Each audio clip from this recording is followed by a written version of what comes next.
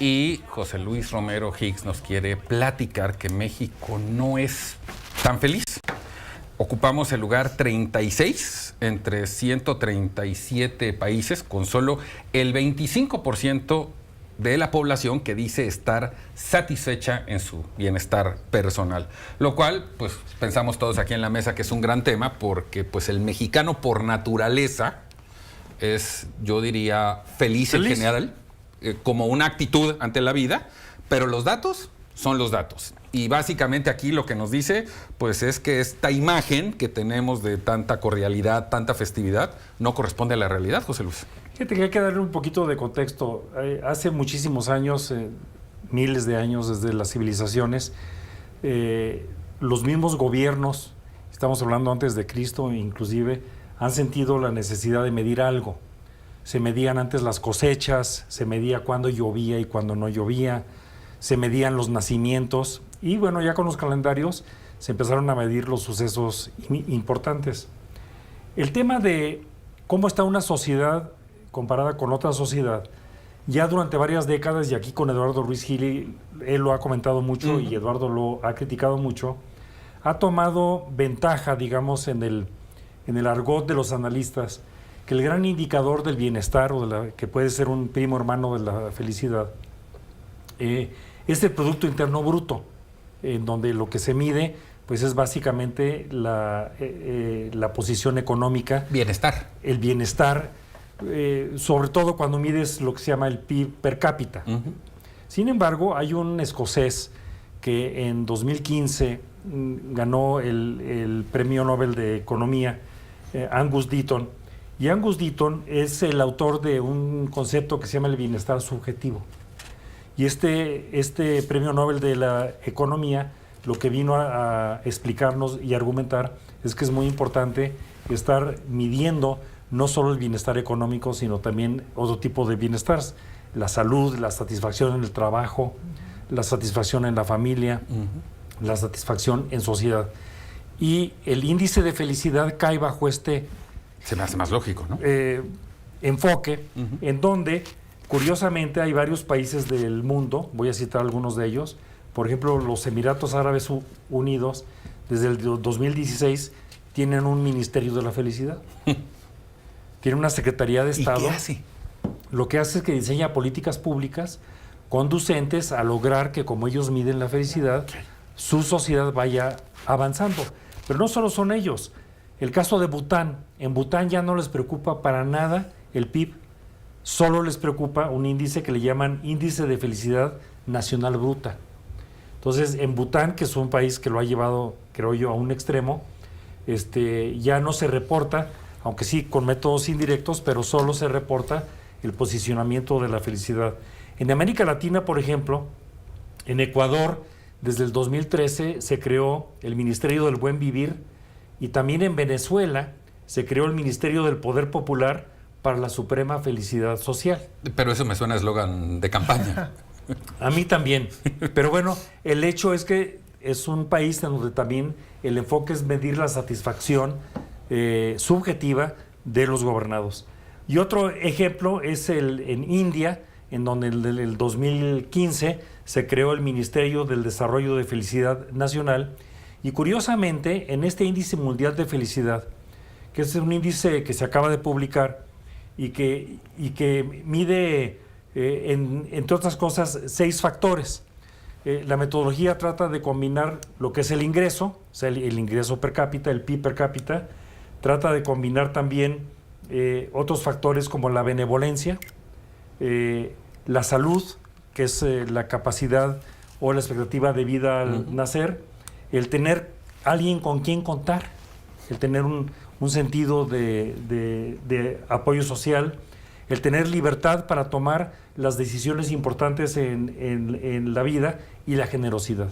Estos 6 factores los combinan con un método y bueno, hoy vemos que México, como bien tú mencionabas, ocupa el lugar 36. De hecho, si me permites, déjame decirlo, sí, claro. De América, en los primeros 25 lugares están Canadá, Estados Unidos y Costa Rica, que es el único que me aparece. Primer lugar, Finlandia, Dinamarca, Islandia, bueno, los países nórdicos siempre a la cabeza, Suecia, Noruega, estamos hablando de los primeros 10.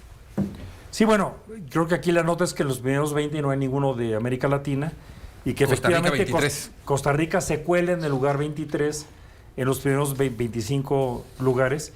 Y se podría decir que el lugar 36 porque Chile ocupa el lugar 35. Sí, es correcto. Se podría decir que el lugar 36 no es tan bueno. Yo creo que no es bastante malo.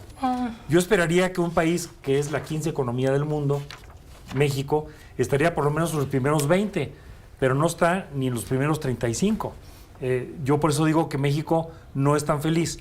Y también, combinado con este reporte, viene un reporte de octubre del año pasado del INEGI, en donde muestra que solo el 25% de los mexicanos sienten que tienen una posición de felicidad, podemos decir, siendo un país, al igual que, por ejemplo, yo pensaría Cuba, en donde todo el mundo... Es muy dicharachero. Es muy dicharachero, y no se diga pues por tu tierra, el sureste mexicano, en donde yo creo que también hay, de cierta manera, un buen sentido de felicidad, ¿no? Ahora, este estudio tiene una serie de mensajes que creo que son importantes, ya para concluir, en donde dice que una población solo experimentará altos niveles de satisfacción general con la vida si su gente también es prosocial, saludable y próspera. En donde encuentran del análisis de los países esta tesis que me parece muy creíble y que me parece importante que existan nuevas maneras de medirnos y que ahora de manera anual tendremos y podremos ver cómo se mueve México en este tipo de índices, en donde participan como promotores universidades importantes, la Universidad de Columbia de Nueva York, la Universidad de Oxford, en fin, instituciones de alto prestigio académico que le dan, creo yo, un empaque de credibilidad y por lo menos de que son métodos que constantemente se van a estar revisando y mejorando. Me parece que esta forma de medir integrando estos factores es muy lógica. Te lo pregunto a ti primero porque ya sé que él me va a decir que no porque el Senado irrumpió. Bueno, en realidad el estudio de la felicidad, salvo que José Luis tenga otros datos, tiene aproximadamente 15 años estudiándose mucho, particularmente en Estados Unidos, y bueno, ha ido cayendo a México.